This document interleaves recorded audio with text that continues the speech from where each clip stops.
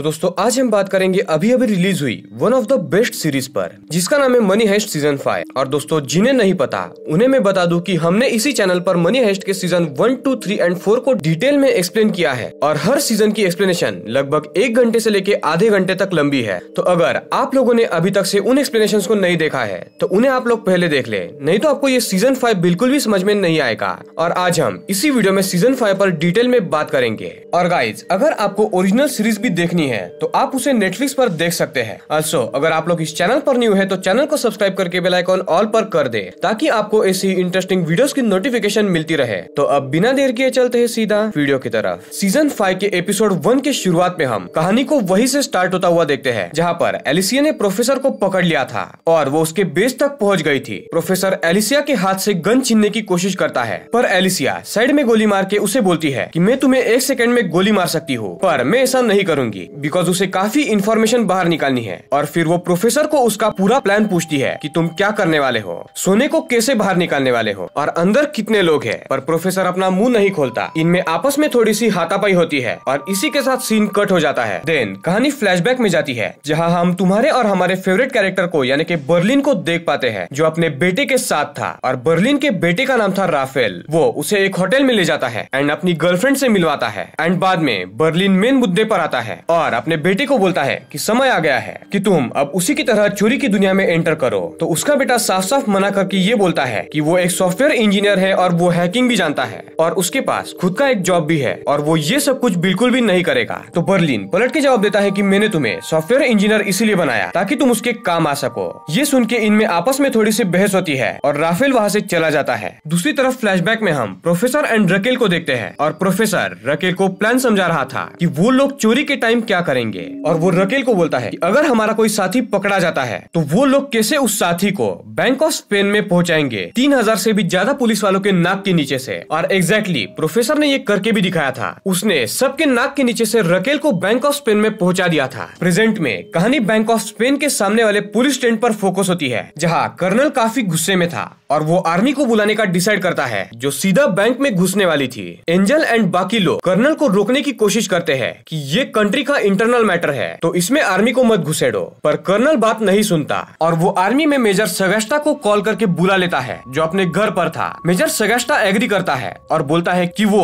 Army वाले बंदे खुद से चुनेगा और वो बोलता है कि वो आर्मी की अपनी टीम चूज करेगा जो बेहरहम होगी और इस काम के लिए परफेक्ट होगी। अगेन फ्लैशबैक में कहानी जाती है एंड प्लान डिस्कस करते हुए प्रोफेसर रकेल को बोलता है कि एक पॉइंट के बाद पुलिस से जब काम नहीं बन रहा होगा तो आर्मी को बुलाया जाएगा और आर्मी वाले होस्टेजेस के साथ साथ सब लोगों को मार देंगे बिकॉज उन आर्मी वालों के लिए होस्टेजेस का मरना कोलेटरल डैमेज की जैसा होता है और इससे सब कुछ खत्म होने के चांसेस है। अगेन प्रेजेंट में रकेल बैंक ऑफ स्पेन में लीड करने लगती है एंड वो पलेर्मो से पूछती है कि अब तक कितना सोना तुम लोगों ने पिघला लिया है। तो पलेर्मो बोलता है कि 59 टन अब तक पिघल चुका है और 31 टन अभी तक से बाकी है। तो रकेल काम बंद करने बोलती है बिकॉज यहाँ से इन्हें निकलना था और उनके पास सिर्फ 3 से 4 घंटे थे। यहाँ पर बाहर पुलिस उस हेलीकॉप्टर को ट्रैक कर रही थी जिसके जरिए रकेल को बैंक ऑफ स्पेन में लाया गया था। हेलीकॉप्टर को प्रोफेसर का आदमी मार्सेला चला रहा था और पुलिस लगातार उसके पीछे थी कि जैसे ही वो लैंड करता है उसे वो पकड़ लेंगे सिर्फ 11 मिनट में। पर ये 11 मिनट बहुत थे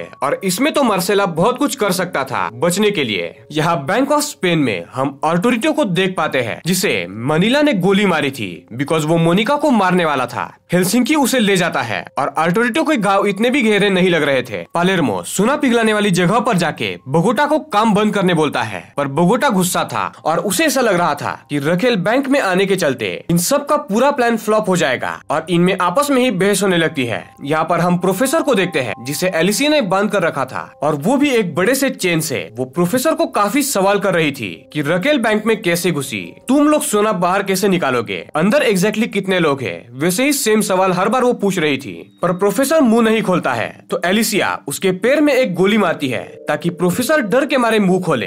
पर था तो प्रोफेसर सबका लीडर ना, वो कैसे मुंह खोल सकता था। और जब वो मुंह खोलता है वो एलिसिया को मैनिपुलेट करने की कोशिश करता है और उसे वो बोलता है कि वो लोग सोने को डायरेक्टली गटर में फेंकने वाले थे जो सीधा बह के शहर के बाहर आएंगे और उसे ये लोग वहाँ से कलेक्ट करने वाले थे। पर ऑब्वियसली एलिसा यकीन नहीं करती। देन वो उसे गुस्से में प्रोफेसर के बेस के उस हिस्से में ले जाती है जहाँ पर नीचे दूसरी तरफ एक गहरा नाला था और वो उसे डायरेक्ट धक्का दे देती है और एक चेन से बांध के उसे अगेन सेम सवाल करती है और इस बार वो उसके सर पर गन पॉइंट करती है, पर फिर भी प्रोफेसर मुंह नहीं खोलता और कहता है कि वो अगर मर भी गया फिर भी सभी लोग आराम से बैंक से निकल जाएंगे, तो तुम मुझे मार दो, वैसे भी उसका कोई काम नहीं। एलिसिया फ्रस्ट्रेट होकर प्रोफेसर को वहीं पर लटका के वहाँ से चली जाती है। यहाँ पर पुलिस टेंट में कर्नल को ये लगने लगता है कि शायद एलिसिया भी प्रोफेसर से मिली होगी और इसलिए वो शुरुआत से उसके प्रति सॉफ्ट थी, पर एंजल उसे अगेन क्रॉस करता है और बोलता है कि हम ऐसा नहीं कह सकते जब तक हमारे पास कोई भी सबूत ना हो। तो कर्नल एलिसिया जो प्रोफेसर को पकड़ने आई थी वो उसी को गद्दार घोषित करने पे तुला हुआ था और वो उसके खिलाफ सबूत बनाने लगता है,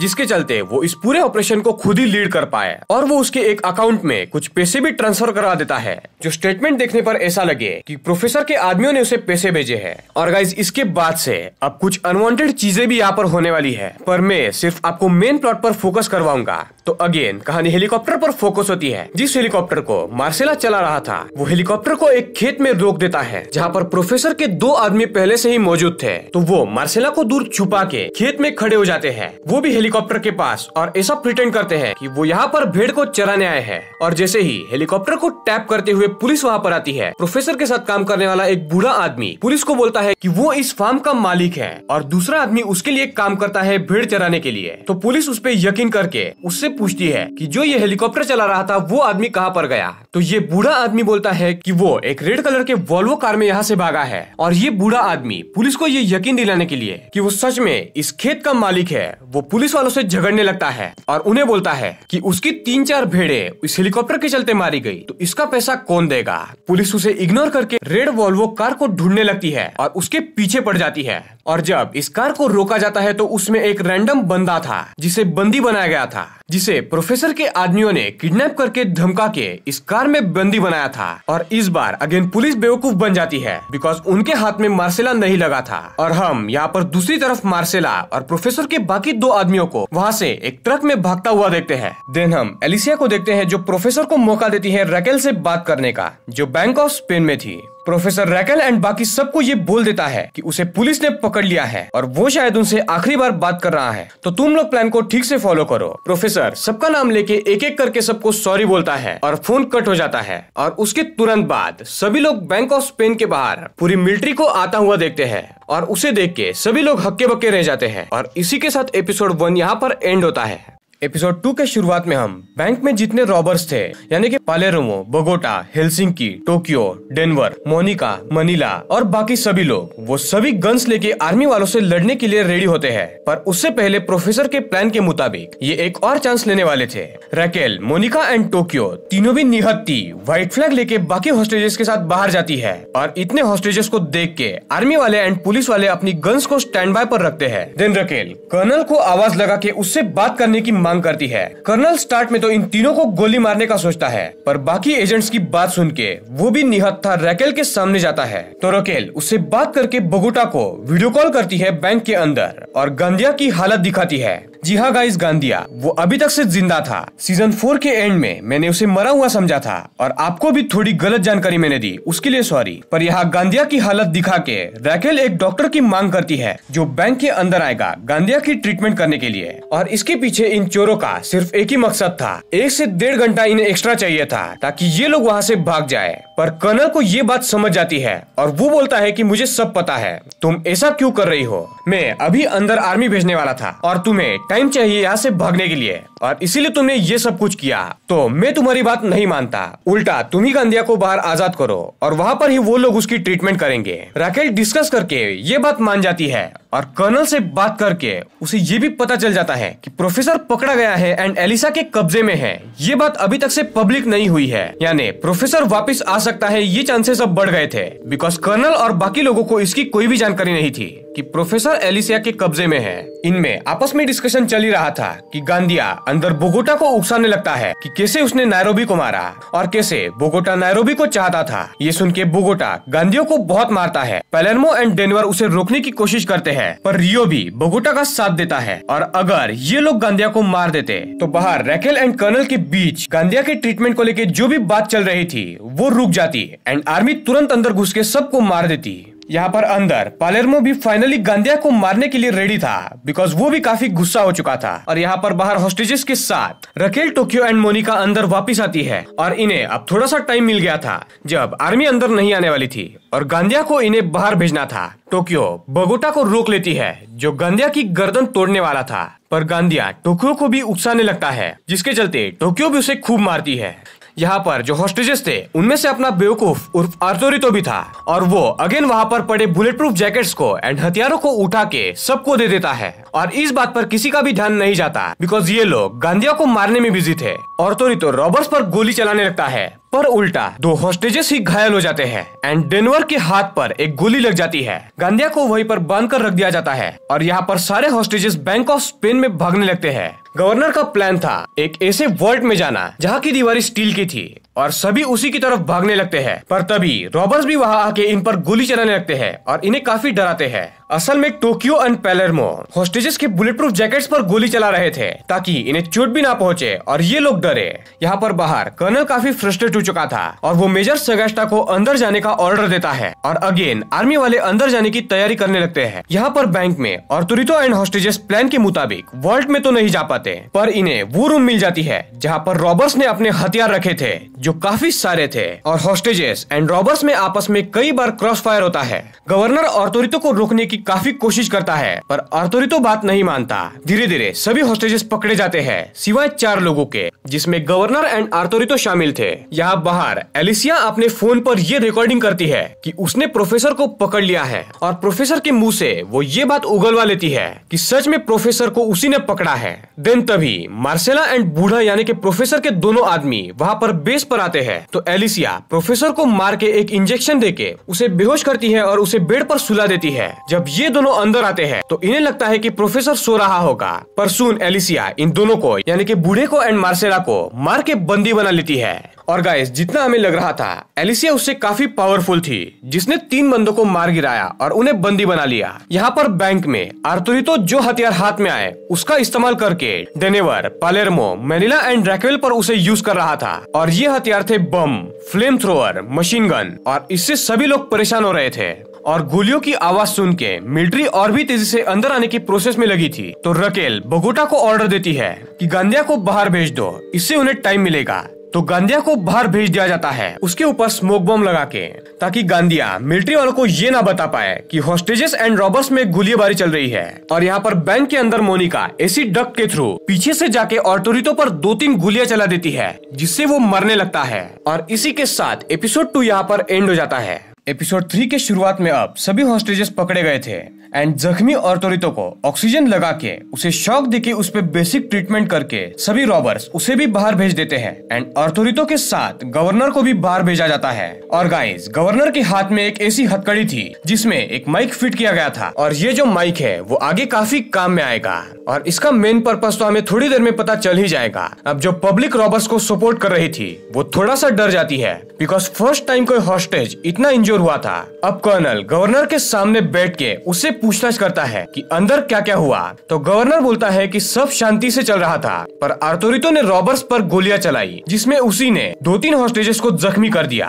और रॉबर्ट जो है वो आर्थोरितो को कुछ भी करना नहीं चाहते थे पर उसने उनपे बम एंड मशीन गन चलाई और इसीलिए उन्होंने प्रतिकार करने के चक्कर में उस पर गोलियां चलाई जिसके चलते वो इतना जख्मी हुआ। तो कर्नल बोलता है कि मैं पब्लिक में ये झूठ बोल दूंगा कि सारे हॉस्टेजेस पर गोलियां आर्थोरितो ने नहीं चलाई बल्कि रॉबर्ट्स ने ही चलाई। also कर्नल ये भी बोलता है कि वो लोग आर्थोरितो को भी मार देंगे जो अभी जिंदा है ताकि रॉबर्ट्स पर आसानी से ब्लेम किया जा सके कि रॉबर्ट्स अब पागल होके हॉस्टेजेस को मार रहे हैं। और गाइस, ये सभी चीजें उस हथकड़ी में रिकॉर्ड हो रही थी जिसमें एक माइक फिट किया गया था। फिर कर्नल एक प्रेस कॉन्फ्रेंस में जाने वाला था तो वो अपने आदमियों को बोलता है जब तक मैं वापस नहीं आता अंदर हमला मत करना। यहाँ बैंक में मोनिका को काफी गिल्टी फील हो रहा था कि उसने किसी पे गोली चलाई तो मनीला आके उसे समझाती है। देन गाइस, कहानी फ्लैशबैक में जाती है। अगेन बर्लिन को हम देख पाते हैं और वो अपने बेटे को मना लेता है उसकी लाइफ की पहली चोरी करने के लिए और वो उसकी टीम को अपने बेटे राफेल से मिलवाता है। और ये लोग एक म्यूजियम में 16 किलो प्राचीन सोने के बर्तन चुराने वाले थे।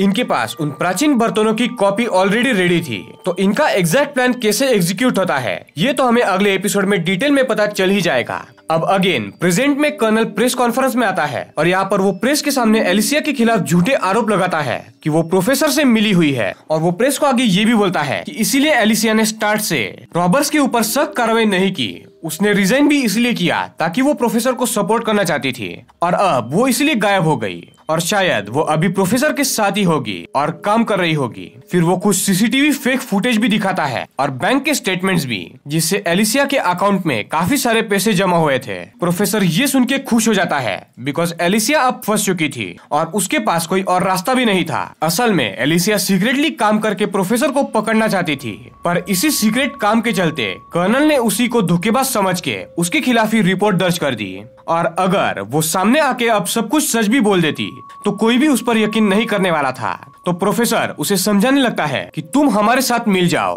तभी एलिसिया जो प्रेग्नेंट थी वो अब बच्चे को जन्म देने लगती है। यहाँ पर बैंक में सभी रॉबर्स एमोस गन्स लेके रेडी थे बिकॉज अब जैसे ही कर्नल की प्रेस कॉन्फ्रेंस खत्म होने वाली थी, आर्मी वाले अंदर आने वाले थे और बैंक के अंदर पलेर्मो सबको लीड करके किलाबंदी करने लगता है और वो प्लान करके अपने ही गैंग के 3 लोगों को रिस्क जोन में रख के बाकी लोगों के साथ आर्मी से लड़ने का प्लान करता है और ये एक्चुअल बैटल होने वाला था आर्मी एंड रॉबर्स के बीच में। पर यहाँ पर इन्हें ये उम्मीद भी थी कि प्रोफेसर वापस आ सकता है और यहाँ पर हम प्रोफेसर के बेस पर एलिसिया को देखते हैं और वो अब दर्द सहन नहीं कर पा रही थी, इसीलिए वो प्रोफेसर के काफी मनाने के बाद वो उसके हाथ खोल देती है एंड प्रोफेसर आजाद होके एलिसिया की डिलीवरी करता है और एलिसिया यहाँ पर एक लड़की को जन्म देती है। कर्नल भी प्रेस कॉन्फ्रेंस खत्म करके पुलिस टेंट में वापस आता है एंड आर्मी मेजर सेगस्टा से बात करके ये प्लान डिसाइड होता है कि आर्मी का पूरा यूनिट छत से अंदर घुसेगा जहाँ पर एक स्टील की परत है, वहाँ वो लोग बम लगा के उसे उड़ा के अंदर जाएंगे और इनमें ये भी बात होती है कि रॉबर्स को ये एक्सपेक्टेड भी नहीं होगा। तो प्लान डिसाइड होते ही आर्मी बैंक के ऊपर चढ़ती है और वो भी वहाँ से जहाँ से कोई भी रॉबर इन्हें नहीं देख सकता, यानी कि एक ब्लाइंड स्पॉट से। और गाइस यहाँ पर बैंक में सच में रॉबर सिर्फ खिड़की में, डोर में एंड बैक साइड पर ही नजर गड़ा के बैठे थे बिकॉज उन्हें लग रहा था कि या तो आर्मी वाले सामने से आएंगे या तो खिड़की से, और उन्हें ये भनक तक नहीं थी कि आर्मी वाले छत से भी आ सकते हैं। और हेलसिंकी ऊपर के फ्लोर पर बस सेफ्टी के लिए कुछ बोरिया लगा रहा था ताकि उसके पीछे बैठ के आर्मी वालों से लड़ा जा सके और बाकी सभी रॉबर्स नीचे के फ्लोर्स पर थे और इनमें से एक रॉबर ही सभी हॉस्टेजेस को संभाल रहा था और बाकी हथियार लेके रेडी थे। आर्मी वाले छत पर आके 4 से 5 बम लगा के एक छत को उड़ा देते हैं और एक काफी बड़ा धमाका होता है जिससे पलेर्मो समझ जाता है कि आर्मी वाले ऊपर से आ रहे हैं और वो अपने सभी साथियों को ऊपर के फ्लोर पर ले जाने लगता है। यहाँ पर प्रोफेसर भी न्यूज में देख लेता है कि बैंक ऑफ स्पेन में आर्मी वाले घुस चुके हैं। अब प्रोफेसर यहाँ से कमान संभाल सकता था बिकॉज एलिसिया अब शांत थी और उसके बच्चे को संभाल रही थी और अब ऐसा नहीं लग रहा था कि एटलीस्ट कुछ टाइम के लिए वो प्रोफेसर को क्रॉस करेगी। इसके 2 रीजंस थे। एक रीजन ये था कि उसका बिना कुछ किए ही क्रिमिनल रिकॉर्ड बन गया था और उस पर एक थप्पा लग गया था कि वो प्रोफेसर की गैंग से मिली हुई है, और दूसरा ये कि वो अपने बच्ची को देख के काफी खुश थी। और इसी सीन के साथ एपिसोड 3 यहाँ पर एंड होता है। एपिसोड 4 के शुरुआत में हम हेलसिंकी को देखते हैं जो ऊपर के फ्लोर पर फाइट के लिए बोरिया लगा रहा था, पर धमाका होते ही 2 टन का एक बड़ा सा पुतला जो कमरे में था वो हेलसिंकी के पैर पर गिर जाता है, जिसके चलते उसका एक पैर चकनाचूर हो चुका था। वो बेहोश हो जाता है, पर पलेर्मो, रियो, बोगोटा और बाकी बैकअप ऊपर आते हैं। हेलसिंकी होश में आके आर्मी वालों पर गोली चलाने लगता है और प्रोफेसर भी पलेर्मो से कनेक्ट हो चुका था, तो वो पलेर्मो को गाइड करने लगता है बिकॉज उसके बेस पर सभी कैमरास में क्या हो रहा है ये सब कुछ दिख रहा था। रियो, पलेर्मो, बोगोटा ये तीनों भी हेलसिंकी के पास जाते हैं एंड आर्मी वालों के साथ क्रॉस फायर करने लगते हैं। यहाँ पर दूसरी तरफ Manila, Denver and Tokyo bank के दूसरी छत से धमाके के गड्ढे से जाने का डिसाइड करते हैं ताकि वो आर्मी वालों को पीछे से मारे। पर प्रोफेसर इन्हें बोलता है कि तुम लोग छत पर मत जाओ, वहाँ 100 से भी ज्यादा स्नाइपर्स है जो तुम्हारी ही राह देख रहे हैं। तो एक काम करो, सारे हॉस्टेजेस को लेके आओ और उनके साथ मिक्सड अप होके चुपके से गन्स को बैग में रख के पैरों में बांध के गड्ढे में कूद जाना और पीछे से आर्मी वालों पर हमला करना। इससे स्नाइपर्स कुछ भी नहीं कर पाएंगे। देन कहानी फ्लैशबैक में जाती है जहाँ पर बर्लिन अपने बेटे राफेल अपनी गर्लफ्रेंड एंड टीम के साथ म्यूजियम में जाता है। उसकी गर्लफ्रेंड एक आर्टिस्ट थी, तो उसे म्यूजियम में पियानो बजाने के लिए इन्वाइट किया गया था बिकॉज उस दिन उस म्यूजियम में पार्टी थी। तो यहाँ पर बर्लिन एंड उसका बेटा उस वॉल्ट में घुसते हैं जहाँ पर वो सोने के बर्तन थे और उस वॉल्ट के सामने जो गार्ड था उसे बर्लिन का पार्टनर मार्सेला डिस्ट्रैक्ट करता है। हाँ, वही मार्सेला जिसने अभी थोड़ी देर पहले हेलीकॉप्टर उड़ाया था। और यहाँ पर बर्लिन एंड उसका बेटा राफेल अपने हैकिंग एंड कोडिंग के स्किल्स की मदद से आराम से चोरी करके $15 मिलियन के सोने के बर्तन लेके वहाँ से उड़ जाते हैं। और ये बर्लिन के बेटे की पहली चोरी थी। और गाइज इन पूरे 5 एपिसोड्स में बर्लिन हमें इतनी ही बार दिखाया गया है। अब इसके बाद बर्लिन हमें नहीं दिखाया जाता। अगेन कहानी प्रेजेंट में आती है और Palermo, Rio and Bogota army वालों पर फायर कर रहे थे और एक पॉइंट पर पालेरो उन पर एक मिसाइल से हमला करता है जिससे काफी आर्मी वाले घायल हो जाते हैं। तो टाइम मिलते ही पालेर्मो हेलसिंकी के पैरों पर पट्टी बांधने लगता है, पर हेलसिंकी का पैर उस पुतले के नीचे आने के चलते पूरी तरीके से टूट चुका था और उसे निकालना काफी मुश्किल हो रहा था। और हेलसिंकी उसका पैर काटने को बोलता है बिकॉज उसे काफी तकलीफ हो रही थी। पालेर्मो उसकी बात ना सुन के आर्मी वालों के साथ क्रॉस फायर करने लगता है। रियो एंड बोगोटा एक बड़े से बीम को देखते हैं जिससे पुतले को उठाया जा सकता था। तो वो लोग स्मोक ग्रेनेड्स फेंक के धुआं होते ही गोलियों से बचते हुए उस बीम को ले आते हैं एंड उसकी मदद से उस पुतले को उठा के हेलसिंकी को बाहर निकाला जाता है। जैसे ही हेलसिंकी बाहर निकलता है, बोगोटा उसे लेके नीचे जाता है ताकि वो उसकी बेसिक ट्रीटमेंट कर पाए। एंड दूसरी तरफ दूसरे छत से डेनवर, टोक्यो एंड मैनिला हॉस्टेजेस के साथ छत पर आते हैं ताकि स्नाइपर्स कंफ्यूज हो जाए और उन पर फायर ना करे। पर बुरी खबर ये थी कि फ्रंट गेट से और भी ऑफिसर्स कर्नल भेज रहा था जो बैंक में घुसने वाले थे। पर प्रोफेसर कर्नल को कॉल करके ये बोलता है कि मेरे पास तुम्हारी कुछ रिकॉर्डिंग्स है और वो उसे वो रिकॉर्डिंग सुनाता है जिसमें कर्नल बोल रहा था कि वो आर्थोरितो को खुद ही मार देगा ताकि रॉबर्स पर ब्लेम जाए। और वो ये भी फेक न्यूज फैला देंगे कि असल में आर्थोरितो ने नहीं बल्कि रॉबर्स ने ही 2 हॉस्टेजेस को भी घायल किया है। और प्रोफेसर धमकी देता है कि वो ये रिकॉर्डिंग्स मीडिया में दे देगा और तो और वो ये भी धमकी देता है कि वो तुम्हारे अकाउंट में इलीगल तरीके से $10 मिलियन डाल देगा जिसके चलते तुम फंस सकते हो। तो कर्नल डर के मारे ऑफिसर्स को अंदर नहीं भेजता, जिसके चलते जितने भी आर्मी वाले अब तक बैंक में घुस चुके थे वो अब अकेले पड़ गए थे। देन छत से मैनिला, डेनवर एंड टोक्यो उस गड्ढे में कूद जाते हैं और पीछे से इन आर्मी वालों पर हमला करने लगते हैं। अब गाइस टू बी सरप्राइज इन आर्मी वाले लोगों में गांधिया भी था। जी हाँ गाइस, वही जिसे शुरुआत में रॉबर्ट्स ने जाने दिया था। रॉबर्ट्स आगे से एंड गड्ढे में कूदते ही पीछे से भी दोनों तरफ से आर्मी वालों को घेर लेते हैं एंड इनमें आपस में काफी फायर एक्सचेंज भी होता है। और सुन रैकेल एंड बाकी जितने भी रॉबर्स थे वो भी इन्हें ज्वाइन करते हैं। आर्मी वाले शातिर तरीके से एक कमरे में Raquel, Rio, Palermo and Monica को फंसा देते हैं जो एक वॉल्ट था और उसकी दीवारें स्टील्स की थी, तो इन्हें यहाँ से निकलना काफी मुश्किल था। तो दूसरी तरफ टोक्यो, डेनवर एंड मैनिला अकेले पड़ जाते हैं और आर्मी इन तीनों पर चार्ज करने लगती है। तो वो तीनों किचन एरिया में छुप जाते हैं, यानी अब आर्मी वाले बीच में थे एंड आर्मी वालों ने कुछ लोगों को वॉल्ट में बंद करके रखा था और कुछ किचन में थे। बस अब इन रॉबर्स में से बोगोटा एंड उसके 2-3 साथी थे जो सोना पिघलाने का काम कर रहे थे, वो भी नीचे के फ्लोर्स पर। तो अब बोगोटा और बाकी 2-3 लोगों को हेल्प के लिए बुलाया जाता है या नहीं, ये हमें आखिरी एपिसोड में पता चल ही जाएगा। एपिसोड 4 इसी के साथ यहाँ पर एंड होता है। और गाइस अगला एपिसोड यानी कि एपिसोड नंबर 5 जो है वो असल में आखिरी एपिसोड है और बाकी के जो 5 एपिसोड्स है वो असल में 3 दिसंबर को रिलीज होने वाले हैं। यानी कि मनी हाइस्ट सीजन 5 के बचे हुए 5 एपिसोड्स दिसंबर 3 को रिलीज होंगे। तो आखिरी एपिसोड में जो कुछ भी होगा ये अभी हम डिस्कस करेंगे। अब आखिरी एपिसोड में यानी कि एपिसोड नंबर 5 में काफी एक्शन होने वाला है, तो मैं आपको इसे ज्यादा डिटेल में नहीं बता पाऊंगा बिकॉज ये लोग आपस में काफी गोलियां चलाते हैं। और गाइज इस एपिसोड में हमें टोक्यो की काफी बैक स्टोरी भी दिखाई गई है कि कैसे उसका बॉयफ्रेंड एक रॉबरी में मारा गया था और कैसे प्रोफेसर ने उसे अपने टीम में भी शामिल किया। और भी बहुत कुछ टफ है जो मुझे ज्यादा इम्पोर्टेंट नहीं लगा।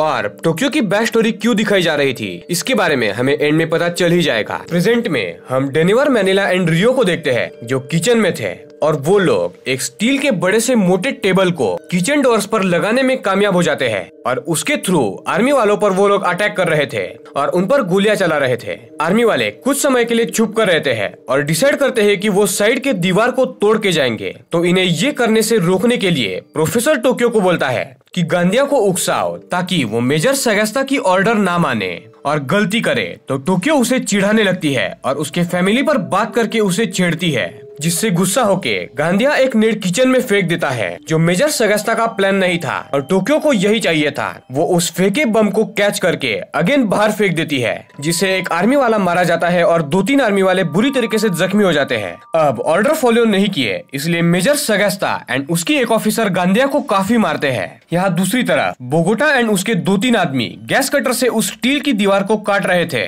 जिसमें Palermo, Raquel, Rio and Monica अटके थे और किचन की तरफ आर्मी वाले दूसरी साइड की दीवार तोड़ रहे थे।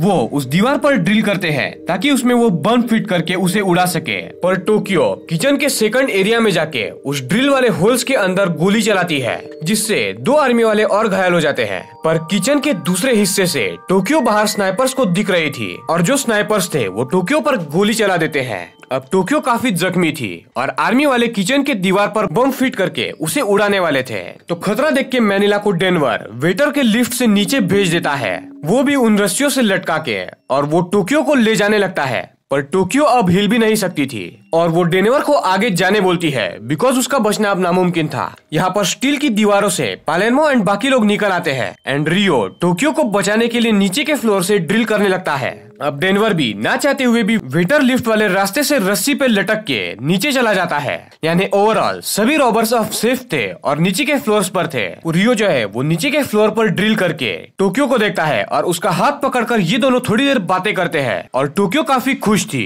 और इमोशनल भी कि रियो उसके लिए यहाँ तक आया। जल्द ही किचन की दीवार को उड़ा दिया जाता है और आर्मी वाले अंदर आते हैं। तो टोक्यो रियो को वहाँ से जाने बोल के आर्मी वालों पर गोलियां चलाने लगती है, पर कोई भी फायदा नहीं था। आर्मी वाले टोक्यो को गोलियों से मार देते हैं। टोक्यो अब बेहोश पड़ी हुई थी तो गांधिया वहाँ पर आता है और उसे देखकर हंसने लगता है और वो काफी खुश लग रहा था।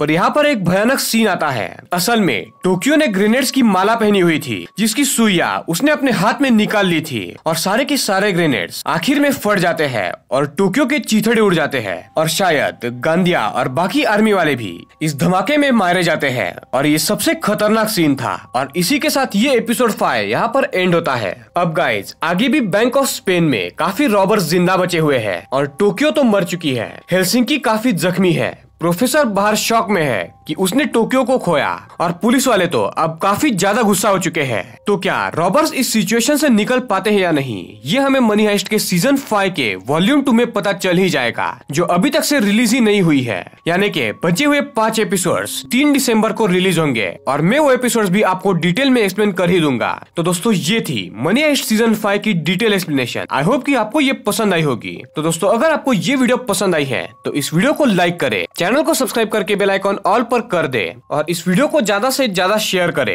तो दोस्तों मिलते हैं ऐसी किसी अगली इंटरेस्टिंग वीडियो में, तब तक के लिए पीस आउट। ऑल्सो गाइज अगर आपको मनी हाइस्ट की मुझसे भी ज्यादा डिटेल में एक्सप्लेनेशन देखनी है तो आप लोग मेरे दोस्त एक्सप्लेनेशन आवर को भी जाके सब्सक्राइब कर ले और बेल आइकॉन भी ऑल पर कर देना, बिकॉज वो काफी अच्छा एक्सप्लेन करते हैं और उन्होंने मुझे ये वीडियो बनाने में भी काफी हेल्प की है। तो मेक श्योर कि आप लोग उन्हें सब्सक्राइब कर दे। तो मिलते हैं अगली वीडियो में।